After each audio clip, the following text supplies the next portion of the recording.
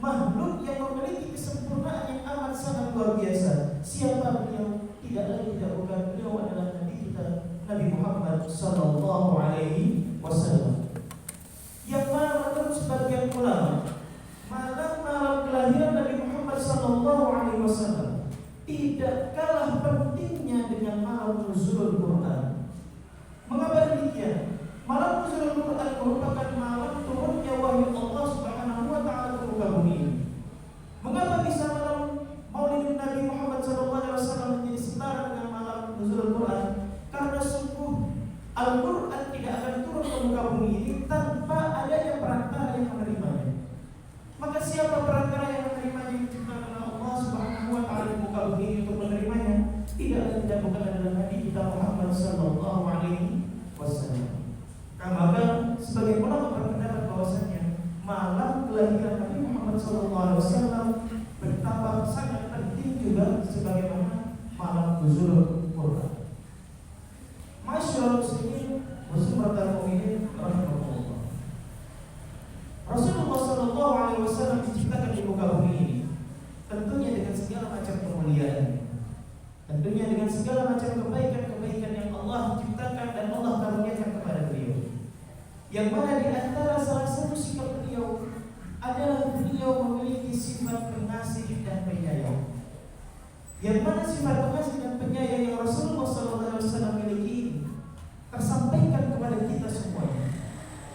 Yang mana menjadi buktinya adalah bahwasanya umat yang menjadi umat Nabi Muhammad SAW, umat yang terlahir di masa setelah Rasulullah SAW mendapat pula kemuliaan sebagaimana Nabi Muhammad SAW mendapatkan kemuliaan. Siapa mereka? Kita adalah umat Nabi besar Muhammad sallallahu alaihi wasallam yang mendapatkan kemuliaan karena rahmat dan kasih sayang Nabi Muhammad sallallahu alaihi wasallam. Mengapa kita bisa mendapatkan hal sedemikian rupa? Tidak lain tidak bukan karena Rasulullah sallallahu alaihi wasallam mencintai kita sebagai umat. Yang mana besarnya cinta Nabi besar Muhammad sallallahu alaihi wasallam kepada kita umatnya, begitu pula harus kita balas dengan kecintaan pula kepada Nabi Muhammad sallallahu alaihi wasallam. Lantas bagaimana cara kita untuk membuktikan bahwasanya kita termasuk di antara umat yang juga cinta kepada Nabi Muhammad?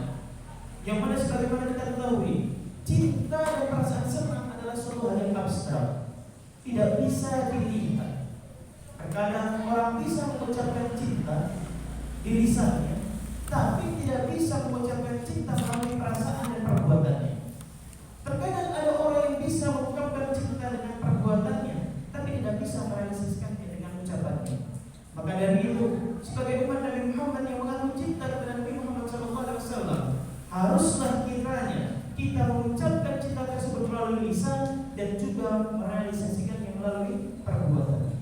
Adapun menurut sebagian ulama, di antara cara-cara untuk bisa menandakan atau menunjukkan kecintaan yang terdapat tiga. Kalau yang disebut pula dengan alamatul hubbi thalatha, tanda-tanda cinta ada tiga. Yang mana tanda-tanda cinta ini bisa membuktikan bahwa kita benar-benar cinta. Tanda-tanda cinta yang pertama adalah kasratul dzikr. Kasratul dzikr maknanya adalah dengan memperbanyak mengingatnya. Sebagaimana kita sebagai seorang tua, sebagaimana kita selainnya seorang ayah yang mencintai anak-anak kita, yang menyayangi anak kita, tentu kita akan sangat sering mengingat anak kita. Tentu kita akan melakukan hal-hal yang disukai oleh anak kita. Tentu kita akan meninggalkan hal-hal yang bisa melukai perasaan maupun melukai fisik dari anak-anak kita. Begitu pula kita, ketika kita mengadakan cinta kepada Rasulullah SAW, wajib kiranya bagi kita untuk membuktikannya dengan cara melakukan segala sesuatu dan segala perbuatan di muka bumi ini yang mana sekiranya itu bisa menyenangi hati Rasulullah SAW, serta pula menjauhi hal-hal yang sekiranya bisa melukai perasaan Rasulullah SAW. Ini merupakan tanda cinta. Kalau kita cinta, kita pasti akan menyenanginya. Kalau kita cinta, kita pasti tidak akan tega untuk menyakitinya. Begitu pula di antara cara mengingat Rasulullah SAW yang lain adalah dengan cara kasratul dzikri bis shalah. Man ahabba syai'an Man ahabba syai'an kasra dzikruhu. Barang siapa yang mencintai segala sesuatu, maka ia akan banyak menyebutnya. Man ahabba an yanala ru'yatan Nabi Muhammad sallallahu alaihi wasallam. Barang siapa yang ingin mendapatkan pandangan dari Nabi Muhammad sallallahu alaihi wasallam, falyuhibbu hubban jamma. Maka ia harus mencintai Nabi Muhammad dengan cinta yang sungguh-sungguh. Bagaimana caranya? Di antara caranya adalah dengan ta'ah. Dengan taat kepada Nabi Muhammad SAW juga merupakan cara kita untuk taat dan untuk ingat Nabi Muhammad SAW. Kemudian di antara cara kita adalah dengan memperbanyak bersalawat kepada Nabi Muhammad SAW. Sungguh barang siapa yang banyak membaca salawat kepada Nabi Muhammad SAW akan terdapat buah dari membaca tersebut. Apa buah dari membaca salawat? Adalah al-wusul ila syafa'atihi, adalah akan kelak mendapatkan syafaat dari Nabi Muhammad sallallahu alaihi wasallam. Itu adalah cara pertama untuk kita bisa membuktikan kecintaan kita kepada Nabi Muhammad sallallahu alaihi wasallam, ialah dengan cara membanyak mengingat Rasulullah sallallahu alaihi wasallam dan mengaplikasikan segala kehidupan kita dengan menyambut pautkan kepada Nabi Muhammad sallallahu alaihi wasallam. Adapun cara yang kedua untuk menunjukkan kecintaan kita kepada Nabi Muhammad sallallahu alaihi wasallam adalah dengan cara al-iqtida'u. Apa itu al-iqtida'? Al-iqtida'u bihi bermakna al-ittiba'. Ialah dengan cara mengikuti sunnah-sunnah beliau, dengan mengikuti segala macam perkara yang beliau kerjakan, dengan mengikuti segala macam yang beliau senangi, dengan mengikuti segala hal yang bisa membuat beliau menjadi semakin dicintai oleh umatnya. Maka tatkala kita mengikuti beliau Nabi Muhammad SAW dan mengikuti segala macam perangai-nya, itu bisa menjadi penanda bahwasanya kita cinta kepada Nabi Muhammad SAW. Terdapat sebuah kisah yang mana kisah ini datang dari sahabat Abdullah bin Abbas, yang mana sebagaimana kita ketahui Rasulullah SAW adalah seorang nabi mulia yang memiliki postur tubuh tinggi gagah. Kemudian setelah itu, bagaimana dengan Abdullah bin Abbas? Beliau adalah salah satu sahabat yang tingginya tidak sama seperti Rasulullah, yang gagahnya tidak segagah Rasulullah. Satu ketika Rasulullah SAW melewati sebuah jalan, yang mana di jalan tersebut terdapat sebuah pohon yang amat sangat rindang. Yang mana apabila Rasulullah SAW melewati jalan tersebut, Rasulullah selalu mengikat daun dari pohon tersebut dengan tangannya. Maka satu ketika Abdullah bin Abbas melewati jalan itu pula, yang mana sungguh pohon yang rindang itu tidak sampai mengenai kepala Abdullah bin Abbas. Tapi apa yang dilakukan? Ketika melewati jalan tersebut, Abdullah bin Abbas pun juga mengikuti Rasulullah dengan meningkatkan daun tersebut dari kepalanya. Kemudian saat itu salah satu sahabat lainnya melihat menyaksikan hal tersebut. Kemudian ditanyakan pada sahabat, "Ya Abdullah bin Abbas, mengapa kau lakukan itu? Sungguh kau berjalan saja, daun itu tidak akan mengganggumu." Lalu apa jawaban dari Abdullah bin Abbas? "Sungguh aku ingin melakukan segala hal yang dilakukan oleh Rasulullah Sallallahu Alaihi Wasallam." Bahkan sampai hal terkecil seperti itu, para sahabat ingin persis seperti Nabi Muhammad Sallallahu Alaihi Wasallam. Kemudian terdapat kisah lain yang datang dari Sayyidina Abu Bakar As-Siddiq, yang mana beliau termasuk di antara salah satu khalifah yang disegani. Yang mana kala itu Sayyidina Abu Bakar As-Siddiq mendatangi putrinya Sayyidah Aisyah radhiyallahu anha. Seraya bertanya, "Ya Aisyah, amalan apa yang belum pernah aku lakukan semasa hidup Rasulullah SAW? Amalan apa yang tidak pernah aku lakukan sebagaimana Rasulullah lakukan semasa beliau hidup?"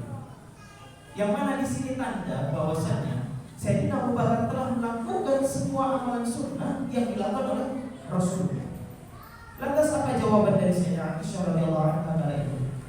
Sayyidah Aisyah radhiyallahu anha menjawab, "Ya abadi, laqad amilta kullu."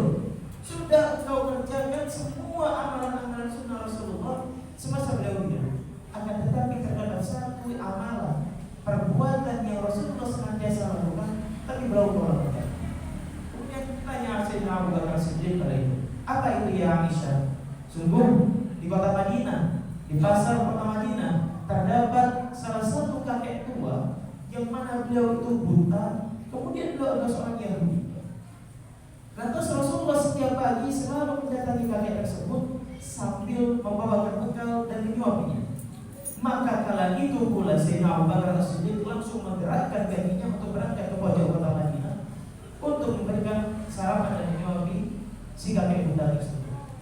Sungguh ini adalah gambaran betapa cintanya sahabat kepada Nabi Muhammad SAW sehingga ingin melakukan semua hal yang pernah Rasulullah lakukan dan ingin persis mirip seperti Rasulullah SAW. Bagaimana dengan kita? Sudahkah kita aplikasikan semua yang Rasulullah lakukan dalam hidup kita? Sudahkah kita kerjakan hal-hal yang Rasulullah SAW ajarkan kepada kita dan kita amalkan? Maka perlu kiranya ini menjadi introspeksi bagi kita agar kita semakin cinta dan agar kecintaan kita semakin terbukti dengan perbuatan kita. Kemudian ma'asyiral muslimin jamaah salat Jumat rahimahullah. Adapun tanda ketiga dalam membuktikan kecintaan kita ialah dengan cara at-tadhiyah. Apa itu at-tadhiyah? At-tadhiyah adalah pengorbanan. Sungguh suatu cinta tanpa pengorbanan tidaklah dapat disaksikan suatu cinta sebagaimana suatu cinta yang serius. Cinta hanya dari diri tanpa perbuatan bukanlah cinta. Hanya dengan perbuatan tanpa diungkapkan belumlah akan dapat dirasa. Maka dari itu untuk menunjukkan kecintaan kepada Nabi Muhammad SAW perlulah kitanya berkorban. Bagaimana cara kita berkorban? Ialah dengan meninggalkan segala kesenangan dunia yang senantiasa kita kerjakan untuk menggantinya dengan mengerjakan amalan-amalan sunnah. Misalnya kita mengerjakan sholat Jumat di siang hari ini. Sungguh kasur dengan selimut dan kasur yang empuk itu akan lebih nikmat di jam-jam seperti ini untuk kita tiduri daripada kita pergi melangkahkan kaki untuk melaksanakan sholat Jumat. Tapi karena kita cinta kepada Rasulullah, karena kita taat kepada Allah, kita tinggalkan kenikmatan-kenikmatan tersebut untuk menjalankan perintahnya dan menjauhi larangannya. Begitu pula dengan kita menghadiri majelis-majelis ta'lim. Ketika kita bisa duduk menikmati kopi sambil kita menonton siaran kesayangan kita tinggalkan hal-hal tersebut hanya untuk mendatangi majelis-majelis ta'lim, majelis-majelis ilmu. Sungguh ini pula di antara bentuk pengorbanan kita kepada Nabi Muhammad SAW. Begitu pula dengan mengerjakan amalan-amalan sunnah yang mungkin terasa berat, tapi kita lakukan karena kita ingin menunjukkan kecintaan pada Nabi Muhammad SAW. Ini juga merupakan bentuk dari pengorbanan. Ma'asyiral muslimin wa zumaral mu'minin rahimahullah. Sudah selayaknya dan sudah sepatutnya kita sebagai umat Nabi Muhammad SAW untuk cinta kepada Nabi Muhammad SAW serta membuktikan kecintaan kita kepada Nabi Muhammad SAW. Terkhusus di bulan Rabiul Awal, bulan di mana Nabi kita Muhammad dilahirkan di muka bumi ini. Mari kita semarakkan bulan Rabiul Awal ini dengan menghidupkan kembali amalan-amalan sunnah yang setelah kita tinggalkan, atau dengan menghidupkan amalan-amalan sunnah yang dulu mungkin pernah kita kerjakan dan sekarang kita tinggalkan. Maka mari kita jadikan momentum ini untuk kita menyenangi Rasulullah SAW dengan segala macam perbuatan-perbuatan baik yang tentunya Rasulullah senangi dan Allah ridhai. Barakallahu li wa lakum fil Qur'anil azim. Wa nafa'ani wa iyyakum bima fihi min ayatin wa dzikril hakim. Wa taqabbalallahu minna wa minkum tilawatahu innahu huwal ghafurur rahim. Allahumma shalli ala sayyidina Muhammad wa ala ali sayyidina Muhammad.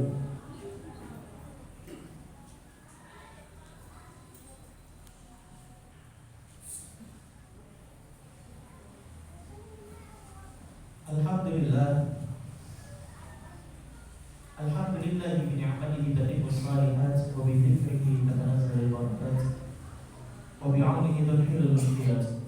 Asyhadu an la ilaha illallah wa asyhadu anna Muhammadan 'abduhu wa rasuluhu la nabiyya wa la rasula ba'dahu. Amma ba'd. Qala Allah ta'ala fi kitabil karim. A'udzu billahi minasy syaithanir rajim. Bismillahirrahmanirrahim. Innallaha wa malaikatahu yusholluna 'alan nabi. Ya ayyuhalladzina amanu sallu alaihi wa sallimu taslima.